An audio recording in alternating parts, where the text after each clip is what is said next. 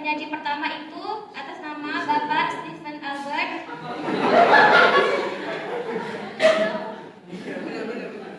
Pembahas kedua Bapak Dito Widiantoko. Pembahas pertama Bapak Dito Widiantoko. Pembahas kedua Bapak Haratama Bayu Atmaja. Dan juru kamera Ibu Izzatul Aulia. Langsung saja saya lempar ke pemaparan penyaji pertama yang akan disampaikan Bapak Stephen. Waktu dan tempat kami persilakan. Terima kasih.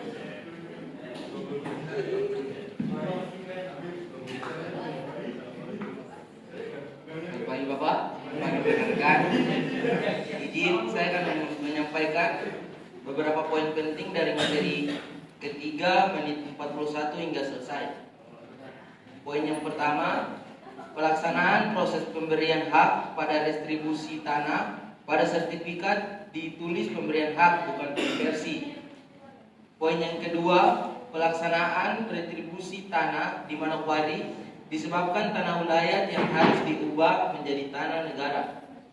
Poin yang ketiga, proses pemberian hak pada tanah hak adat pada sertifikat ditulis konversi.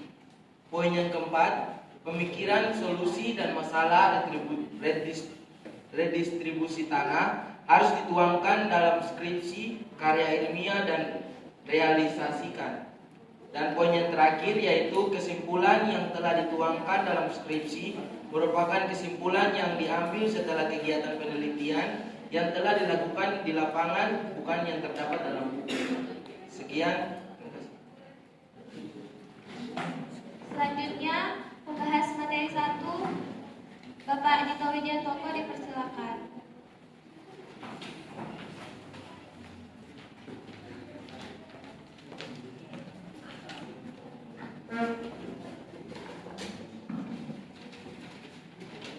Baik, terima kasih. Assalamualaikum warahmatullahi wabarakatuh. Selamat pagi Bapak, mohon izin rekan-rekan. Di sini saya Dito Widiantoko sebagai pembahas 1 ingin bertanya kepada pemateri mengenai yang saya ambil di sini adalah pada poin pertama. Jadi mana pada poin pertama dikatakan bahwa pemberian sertifikat bukan diberikan secara konvensi melainkan pemberian sertifikat secara hak. Jadi yang ingin saya tanyakan kepada penyaji, apa perbedaan pemberian sertifikat secara konversi dan secara hak? Dan dalam kasus ini mengapa harus pemberiannya secara hak bukan secara konversi? Mungkin sekian, terima kasih. Assalamualaikum warahmatullahi wabarakatuh. Penyaji dipersilakan untuk menjawab pertanyaan.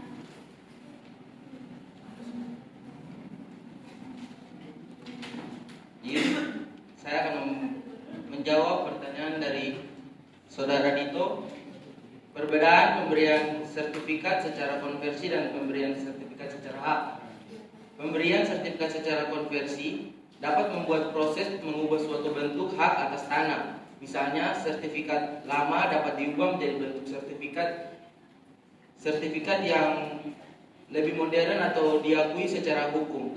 Sedangkan pemberian sertifikat secara hak lebih cenderung pemberian hak atas tanah langsung kepada seseorang atau bukan badan hukum tanpa adanya hak sebelumnya perlu dikonversi.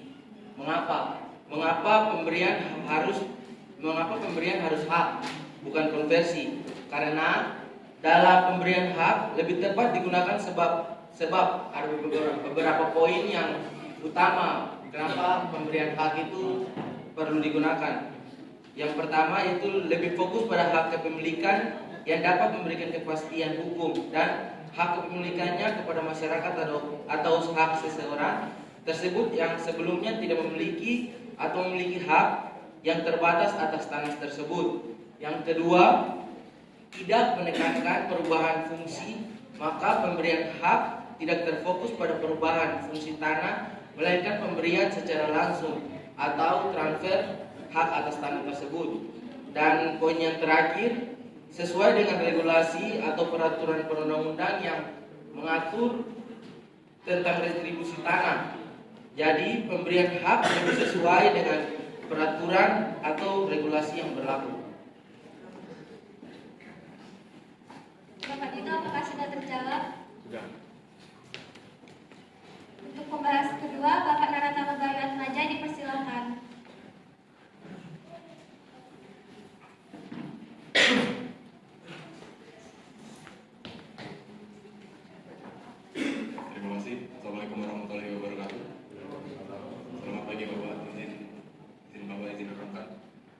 Pada saya ingin membahas pada poin yang kedua yang telah disampaikan oleh Steven. Pada poin kedua ini disebutkan bahwa dalam pelaksanaan redistribusi tanah itu diperlukannya tanah ulayat yang harus diubah menjadi tanah negara. Lalu saya mengambil dari paradigma definisi sosial dalam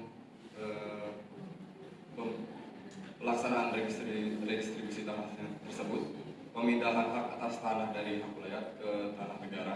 Apakah hal tersebut dapat mengurangi otoritas ketua adat yang selaku memimpin masyarakat adat? Dikarenakan pemindahan hak atas tanah yang sebelumnya adalah tanah ulayat yang diubah menjadi tanah negara.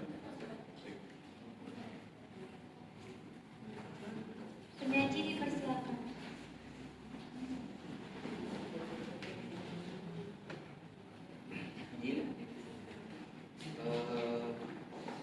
Perubahan hak atas tanah dapat memengaruhi otoritas ketua. Ada beberapa dampak yang mungkin bisa memengaruhi otoritas ketua adat, yaitu hilangnya basis kekuasaan atau tanah sebagai sumber otoritas bagi banyak masyarakat adat. Tanah ulayat bukan hanya sekedar aset fisik, tetapi juga simbol identitas, sejarah, dan kekuasaan. Dengan hilangnya atas tanah, basis kekuasaan ketua adat secara otomatis berkurang. Yang kedua yaitu perubahan persepsi masyarakat. Keraguan terhadap kepemimpinan masyarakat adat mungkin mulai meragukan kemampuan ketua adat dalam melindungi hak-hak mereka, terutama jika redistribusi tanah dianggap merugikan. Yang ketiga yaitu konflik internal. Perbedaan pendapat. Perubahan status tanah dapat memicu perbedaan pendapat di dalam masyarakat adat mengenai cara menghadapi situasi ini. Yang keempat yaitu yang terakhir, krisis identitas. Hilangnya akar budaya. Bagi banyak masyarakat adat, tanah ulayat adalah bagian tak terpisahkan dari identitas budaya mereka. Hilangnya tanah dapat memicu krisis identitas dan mempertanyakan keberadaan mereka sebagai sebuah komunitas. Bapak Tama, apakah sudah terjawab? Saya ucapkan terima kasih kepada penyaji dan pembahas 1 serta pembahas 2. Demikian materi 3 pada siang ini. Saya sebagai moderator memohon maaf atas kata dan sikap yang kurang berkenan.